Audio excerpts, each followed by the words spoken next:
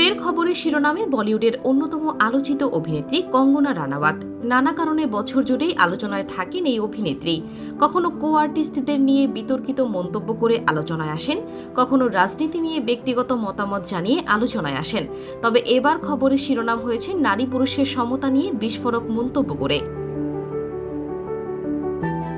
সম্প্রতি ভারতীয় এক গণমাধ্যমের সাক্ষাৎকারে লিঙ্গ সমতা নিয়ে মতামত জানতে চাওয়া হয় কঙ্গনার কাছে।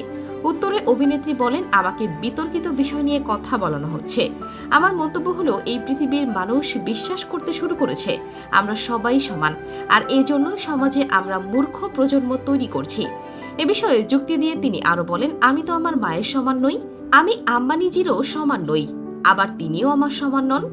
আমার কাছে 4টি জাতীয় পুরস্কার রয়েছে, সবাই ভিন্ন প্রকৃতির, প্রত্যেকের থেকে আমরা কিছু শিখতে পারি। কঙ্গনা আরো বলেন, একজন শ্রমিকের পাশে বসে বুঝতে পারি আমার চেয়ে 1000 গুণ বেশি ধৈর্য রয়েছে সেই মানুষটির। তিনি আর আমি এক নই।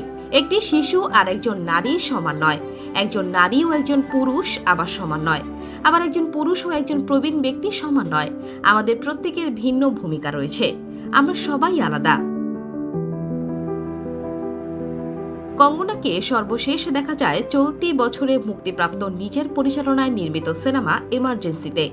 সেখানে তার সঙ্গে অভিনয় করেন অনুপম খের, সতীশ কৌশিক, মহিমা চৌধুরী সহ আরও অনেকেই।